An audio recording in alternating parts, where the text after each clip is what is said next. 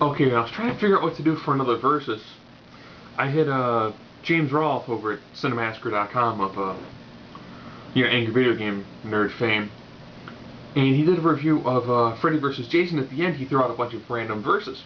One, of course, ended up being Chucky versus the Leprechaun, and I was like, "Oh man, that's fantastic! Those two actually, you know, with Child's Play, the character of Chucky initially started out fairly serious, and then towards the end, kind of got really goofy and over the top.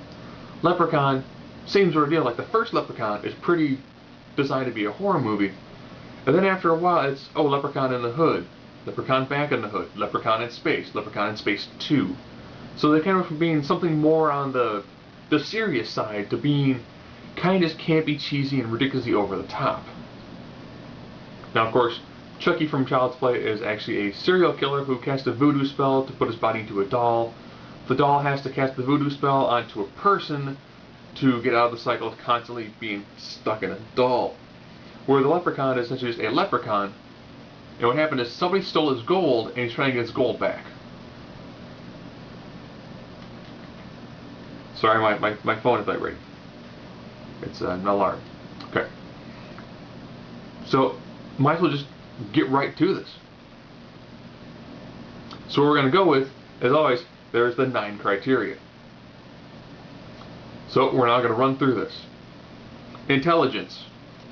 I don't know, I've got somebody who's been alive for centuries versus a serial killer who's stuck in a doll. I had to give the edge to the Leprechaun. Fighting. Leprechaun is primarily based upon magic. You don't seem really do a whole lot in the way of, hand-to-hand or actual fighting.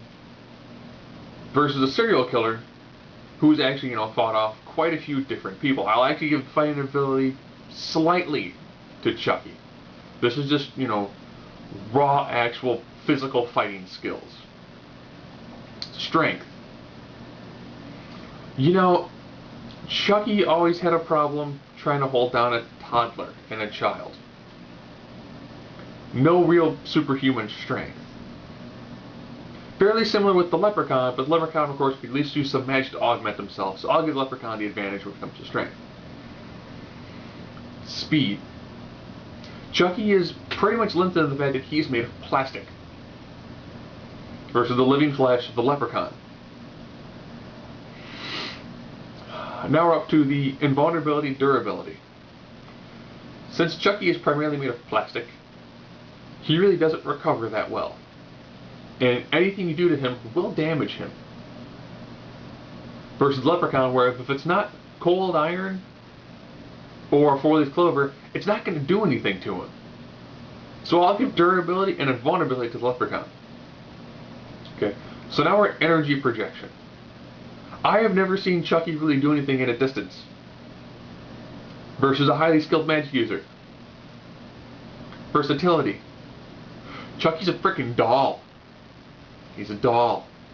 Versus, again, a magical fey creature. Now we're on that all-important X factor. You're looking at somebody who is relatively invulnerable. However, if you get a hold of his gold, you can command him. If you get a hold of cold iron, you can trap him in a safe. Or again with the 4-leaf clover. So there are quite things you can do to the Leprechaun, but they're really, really specific. And I don't know if Chucky would have the ability to, get a hold of some of those things to actually help him defeat the Leprechaun.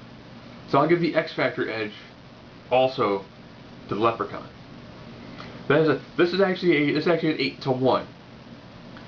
Because let's be honest, Child's Play essentially is about a doll.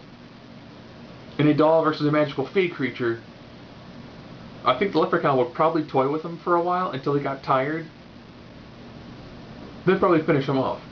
I actually see the two working in tandem. Until Chucky realizes, if I steal his gold, I can force him to turn me back into a human, and that's it, I'm done. So if they were to do an actual all-out brawl, I think the Leprechaun just has way, way too much in the way of abilities. Versus a serial killer stuffed in a doll.